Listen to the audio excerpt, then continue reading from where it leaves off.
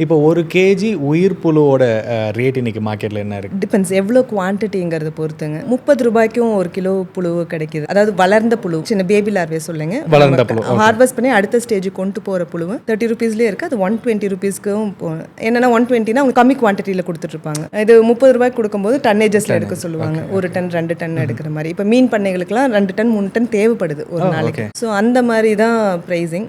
So starting 30 ரூபா 50 ரூபா ரீஜனுக்கு ஏற்ற மாதிரி, அவைலபிலிட்டிக்கு ஏற்ற மாதிரி, இல்லை லார்வே க்ரோத் அதுக்கேற்ற மாதிரி, இல்லை என்ன சப்ஸ்ட்ரேட் போட்டு வளர்க்குறாங்க, அதோட நியூட்ரிட்டிவ் வேல்யூ வந்து என்ன அது சாப்பிட்டு வளருதுங்கிறத பொறுத்தும் இருக்கு.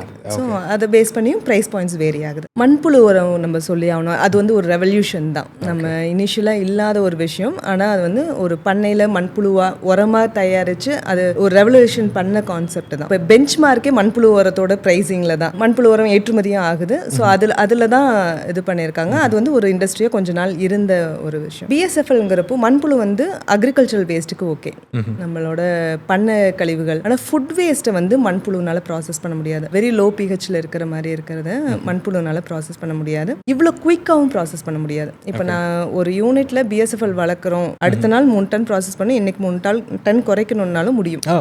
எவ்ரிடே போட முடியும் அந்த பிஎஸ்எஃப்எல்க்கு. ஸோ அந்த அளவுக்கு குயிக் ப்ராசஸிங் வந்து இந்த ஒரு இன்செக்ட் இந்த லார்வே ஸ்டேஜில் மட்டும்தான் பண்ண முடியுது.